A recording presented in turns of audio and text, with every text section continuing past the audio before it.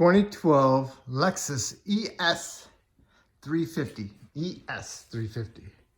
Going to do a hub bearing. I got it partially apart, so. All right.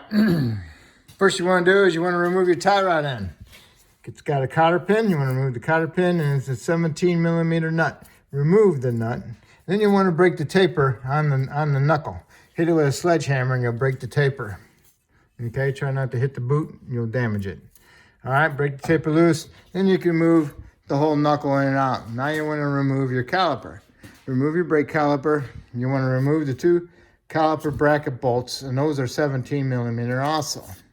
Then you can get a screwdriver and pry off your caliper assembly and then hang it on the inside here with a hook or a bungee cord.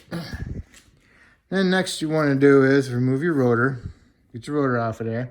If it's bonded on there with rust, and put some pentrant on it, smack it with a hammer. Try not to hit the rotor surface, you'll dent it. So I just want to smack it around the sides, get that off. Put the rotor aside, okay? Then you want to do is remove your brake line assembly. It has the little clips on it, the plastic clips on here. Pull that off to the side. Get a 10 millimeter socket and remove your ABS sensor wire assembly and pull your sensor out. Sensor looks like that. Got a 10 millimeter hole in. Put some pentrant around it. You might have to tap on a little bit with a little pick or a little screwdriver to pry it up a little bit to pop it out. Careful, don't crack it. Okay, and here's that clip I was talking about. Pry that up, goes into the holes in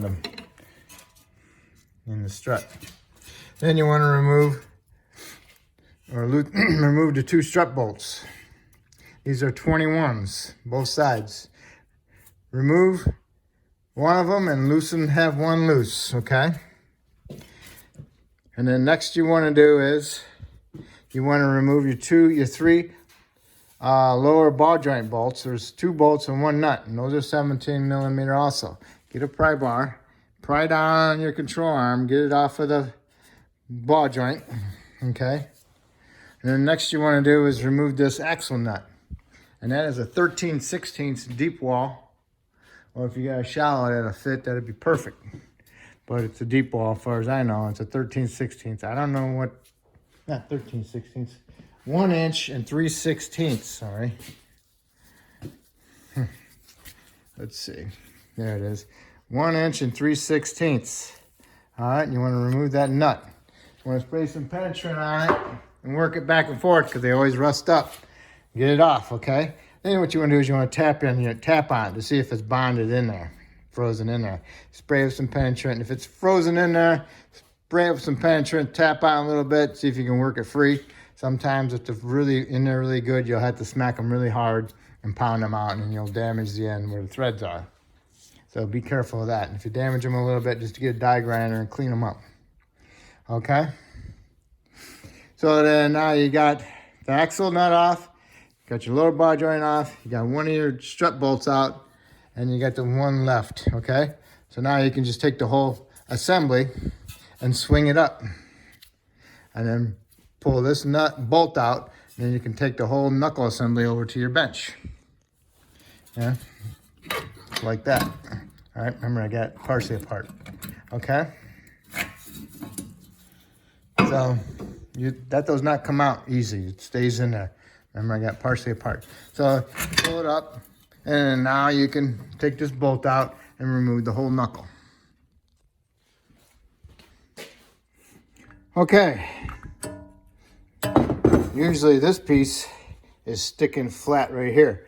What I do is I give me a nice impact socket, a cheap brand one, not a name brand one, and it fits there and fits through, okay? And I'll stick it right here, and I'll smack it with a hammer. I got this in a vise, holding it up. And I keep smacking this socket with a hammer to pound this out. Boom. And it falls out onto the floor and lands on your foot, so be careful. Okay, now that you got that out, now you need to remove your little sensor ring protector for your ABS. So what you need to do is get a screwdriver and tap it around the sides and pry it up. Boom, comes up. All right. Underneath here is a snap ring. Looks like that. Spray it with some penetrant. Take your screwdriver and your hammer and get inside the notch. And tap on it. Make sure that snap ring breaks free. Make sure it moves. If it doesn't move, you're never going to get it out with your snap ring pliers. All right? They don't really come out with the snap ring pliers anyway. What you want to do is put your pliers in there, collapse it. And as you collapse it, tilt your pliers a little bit so you can get a little pick under it. Get a little pick under it. And then you get another little screwdriver under there and pry it up. And as you pry it up, keep working it all the way around. Get it out of that groove until it pops out. Okay? Okay, now that's out. Now you're ready to press that whole bearing assembly out of there. All right, hold on. Okay, take the assembly out of your vise. Put your flange in there. You want to get your die grinder with a nice big cutting wheel on it. And slice it. Slice it at an angle, that way you can get in there, okay? Slice it best you can. It's okay if you cut in here just a little bit. Try not to though. Okay, once you get a nice cut in it, slice in it, get a nice chisel, stick it in there like that, and smack it with a hammer. And what you're doing is you're spreading it open and you're cracking it. And once you crack it, then now you can it'll move now. You can just tap it with your hammer. You can tap it off.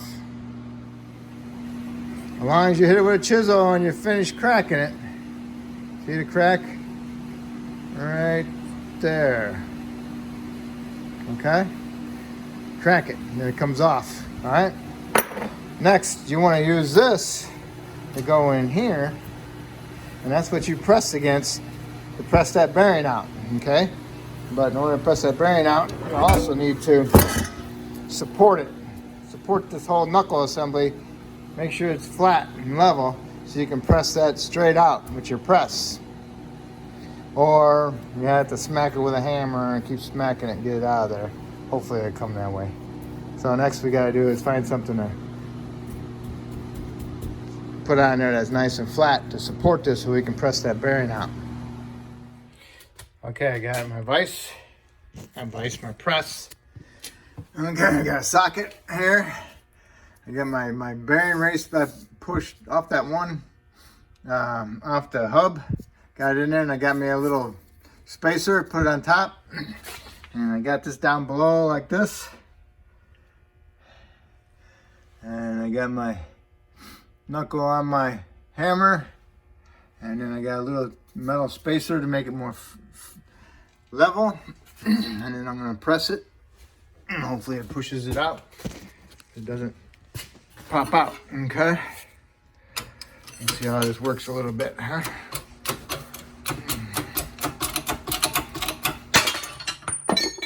Bam!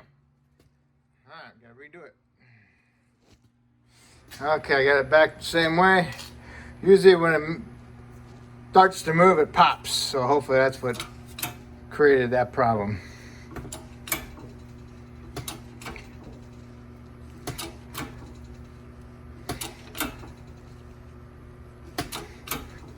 That baby's in there. Alright. Now we can push it all the way out.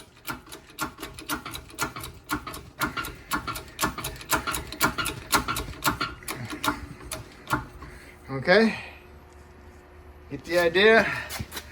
It's coming. So let's see what we got. Remember? Get it level. Remember the first time it pops, it jumps, so it knocked everything out. So I'm gonna press it out and I'll see you in a bit. Okay, clean it up inside here real good. Clean up your hole for your ABS sensor. Clean out the ring groove. All right, and then match up your bearings. Make sure they look perfectly the same best you can. And on the new bearing, it doesn't have the trigger wheel on it for the ABS. Some of them have them on it, but this has got the trigger wheel right here and the axle. So This one doesn't have those, so make sure you, if you ever do get one, make sure you stick it on the inside, not facing the outside. So it'll be up here on this surface, okay? So push some anti-seize in there, line that up, take your old bearing, put it on top. You're gonna use your old bearing to help push it in, okay, against the base of the knuckle. Then I got this is what I had in there when I pressed it out. Put that on there, and then you can take your socket, make up the gap like that, and you want to press it in, okay? Okay, it's on the bottom, and there you go, pressing it in, okay?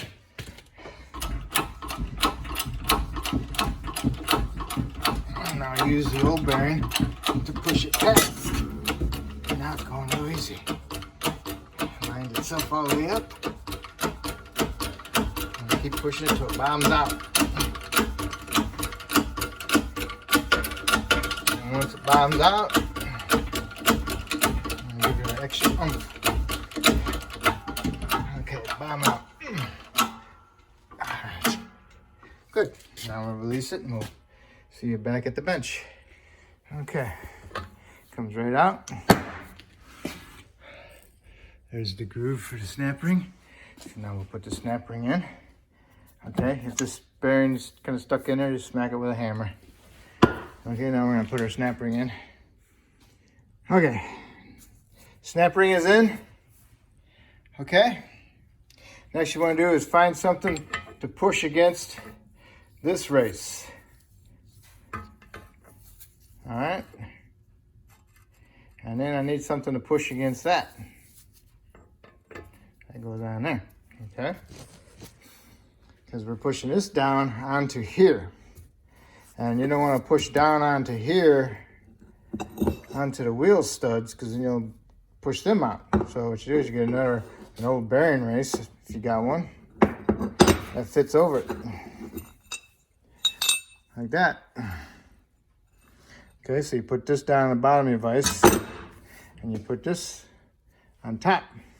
And you press this down onto it, okay? The reason why you're doing it this way is because if you just press this thing down, this race is gonna pop up and you're gonna damage your bearings. So that's why you need to keep it down. All right? Okay. All right, and it's going. Slowly pushing that flange into the bearing. And when it stops, like I said, give it an extra oomph. Oh, stop. Okay, and that's good. Now I'll release it and I'll see you back at the bench. Okay, you got the flange in there. Now you need to put your little trim ring back in there for your sensor. Okay, if it's kind of flat on one side because you pounded it out, you need to tap it in there, get something round, put in there, and hit against it to reshape it, okay? And make sure it's bottomed out all the way around and inside here, okay? Next you want to put some anti-seize on your shaft and on your threads, and then all you need to do is bring that whole knuckle over here, get it in there, and then get your bolt ready and put your upper strut bolt in, and then you can release it, and then you can pry down your lower control arm and you can get your lower bolts in there. Okay, you put your top bolt in, swung your knuckle down onto the axle shaft, pry it down on your lower control arm, put the ball joint studs in there, and then put your bolt in there, put your two nuts and your bolt in there, tighten those up to 60 foot-pounds, tighten these two bolts up for your strut to 140, and next you're ready to move on, okay? What we'll do now is we'll put our ABS sensor in there, okay? Put a little bit of anti-seize around it and then stick it in there. And put some anti-seize on your little bolt. It's a little 10mm head bolt, just snug it up. Next you want is that flange to be nice and clean. And then you want to do is put some anti-seize on it. And inside your rotor, remove all the rust inside there as well. That should be clean because you don't want no rust, because rust creates high and low spots. And when you have high and low spots underneath your rotor, it causes a vibration. So now we'll put our rotor on. Okay, next you put your caliper on. You know, the caliper bracket bolts, there's 2 of them. 17mm heads, torque those to 80 foot-pounds. All right. And I don't know if I told you, but these were 22s, not 21s. I don't know. But anyway, next, put your axle nut on there, run it up, get it tight a little bit. Now you need to do is torque it. But how are you gonna hold it, keep it from moving when you torque it? When you get a screwdriver and you stick it inside the cooling fins like that, so that'll stop it. So now you can be able to torque it, okay? And before you do that, you wanna put your tie rod in on, tighten that up, and then line up your cotter pin holes, and then put your cotter pin in. And then you can go and torque your axle nut, so that way the stupid thing ain't moving on you, okay? 210. Okay, after it's torqued, and you want to get that big chisel and punch it down inside that groove, okay? Should be fairly close up where it was originally, all right? What I used the vice grips for was just to hold the rotor on there straight. I just had it snugly on there so it didn't damage the threads. Okay, so now everything's tight, everything's on. You're set, and that's it. And all you need to do is put your tire on and torque the lug nuts, okay? And then once you do get this on there and you're on the ground, make sure you go inside and pump your brake pedal. Make sure it's got a good pedal in case you push the pistons back in the caliper, okay? Just be on the safe side, make sure you get a good brake pedal. And that's it. That's how you do your hub bearing. If I helped you out with this hub bearing video, that's great. Hopefully you can help me out by subscribing. If you already have, I appreciate it. Thank you.